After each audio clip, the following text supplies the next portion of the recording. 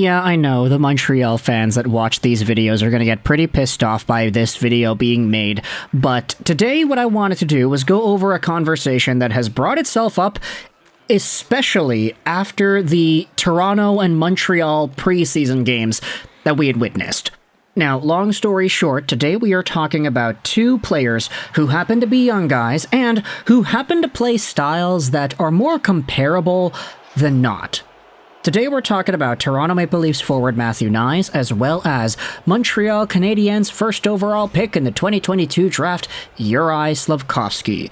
Because when it comes to the preseason games we had seen, spoiler alert, Matthew Knies was really darn good. The guy had a bunch of goals, the guy was setting things up, he had some great chances, and as a result, the conversations are now about Knies and Slafkovsky. This is because for Juraj Slafkovsky, he was supposed to be, at least when he was drafted, a big power forward-like guy with a pretty good shot, good playmaking, and some very high projectable skills. For Matthew Knies, you could say that a lot of those sentences describe his game as well, except Knies doesn't have the luxury of being a first overall pick. He was taken in the second round in 2021. Despite this, though, when these two guys were pitted head-to-head, you saw way more conversation than anticipated regarding both of them in the same breath. And further to this point, we had ourselves even more commentary made about these two guys over the past few weeks. Take a look at this article on hockeypatrol.com. Insider believes that Matthew Knies is already better than the recent first overall pick. Take a look at the analysis here. Earlier today, live on the air of TSN 1050's First Up, analyst Mike Johnson talked about Matthew Knies' upcoming season and how he thinks it'll be a lot better than Slafkovsky's. Oh, I don't think it's even close. I think it's Matthew Knies. I think he's just further along. Slafkovsky scored a goal last night in the exhibition game, but he's just not there yet. He doesn't make enough happen. He's not quite clean enough with the puck. He can shoot it when he has time, but he doesn't get himself around it and the team's no good. So he doesn't have people providing him with service, whereas Matthew Knies is the opposite, where he's on a very good team, he gets support, but he is so much better with the puck in tight spaces. I think Matthew Knies will have a very good season this year. I don't know if he's going to have a better career than Slafkovsky. I don't think Montreal would trade Slafkovsky for Knies straight up. But I think this year coming up, I'd be very surprised if Matthew Knies wasn't more productive and had a better season than whatever Slafkovsky puts forward.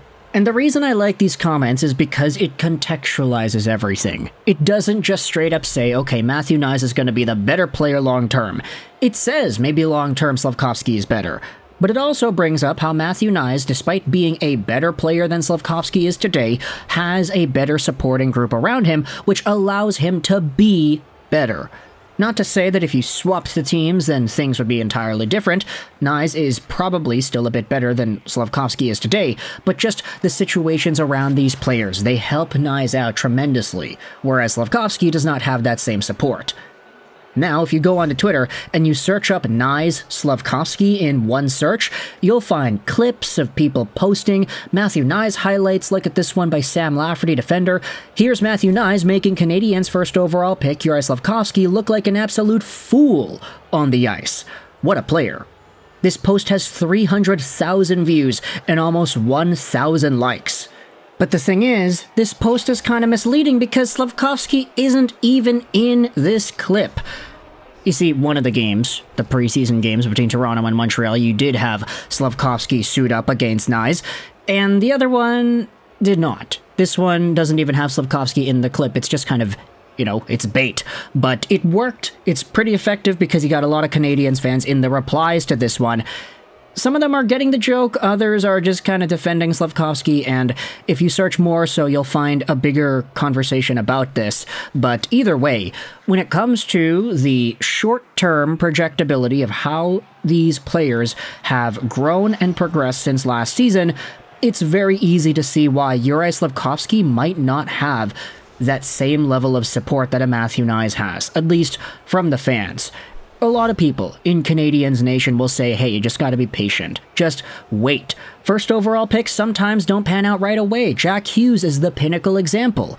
But there are so many Toronto fans that are poking fun at this situation that you also have posts like this. I mean, this is from Petey for Heart, so I would assume this is not even a Toronto fan. This post also went viral. Juraj Slafkovsky has skills that no one has seen. He's huge. He doesn't really have a purpose. He just shows up. Nothing but despair when his name is mentioned. Is he the DJ Khaled of hockey?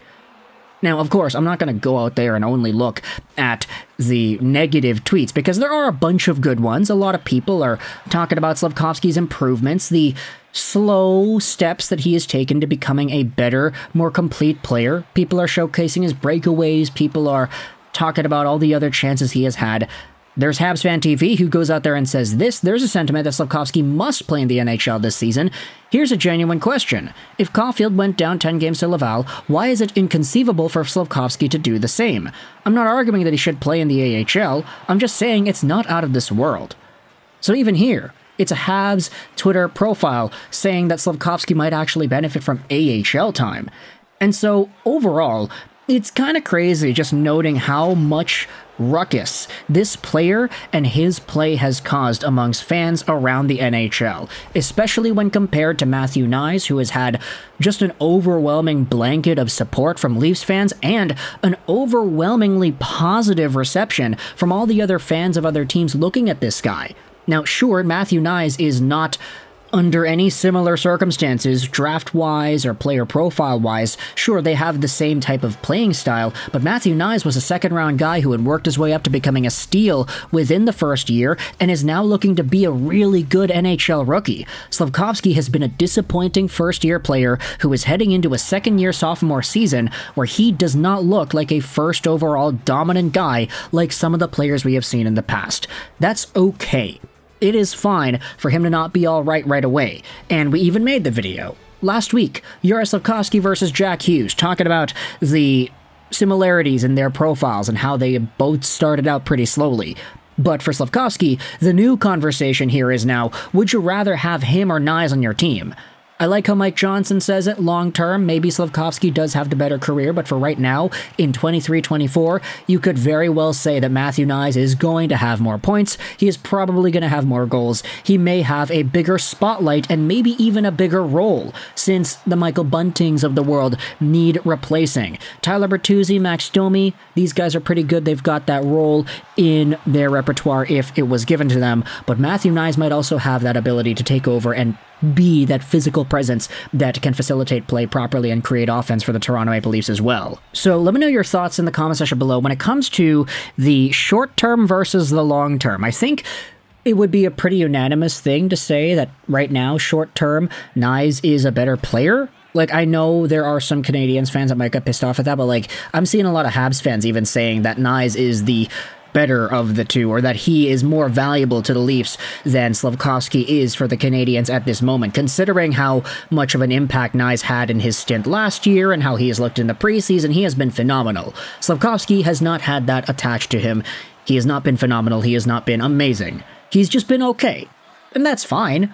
I mean, long term, things can change, but my question to you is, would you rather have Slafkovsky or Knies? I think short-term, most people could agree Knies, but long-term, where do you think this goes? Let me know your thoughts in the comment section below. How much do you think the team around these players influences your decision? If you had swapped the teams, do you think you'd make the same conclusion? And I'll also leave a link in the description if you want to go ahead and read the article we had talked about in full as well. There are a little bit more conversations brought up in that piece on hockeypatrol.com. So let me know your thoughts in the comment section below. Knies versus Slafkovsky. I know we did just make the Slafkovsky-Hughes video, but I kind of feel like this conversation has popped up a lot, so it's appropriate to talk about this one too. The Canadiens and the Leafs are playing each other later today at 4 p.m. PST, so we'll see just how the showdown goes. Assuming both of these guys are going to be in the lineup, this video could serve as some pretty good fodder for that conversation, but thoughts in the comment section either way. I hope you enjoyed this video, and bye.